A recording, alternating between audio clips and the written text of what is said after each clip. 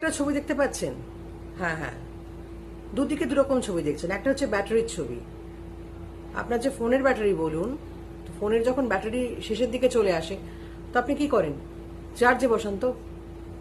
এরকম হয়ে যায় অবস্থাটা ইউজ করতে করতে। আর ঠিক পাশে একটা ছবি দেখছেন, সেটা হচ্ছে একটা মানুষের ছবি।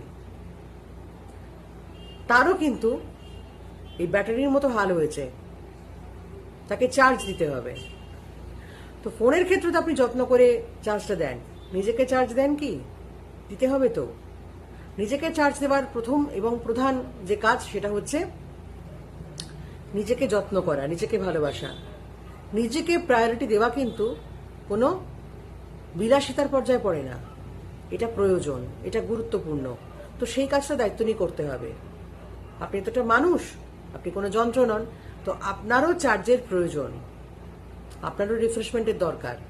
বোঝা গেল? এবার সেটা আপনি কিভাবে রিফ্রেশড হবেন, দ্যাটস আপ টু ইউ। ফোনকে যেমন যত্ন করেন, নিজেকেও যত্ন করুন।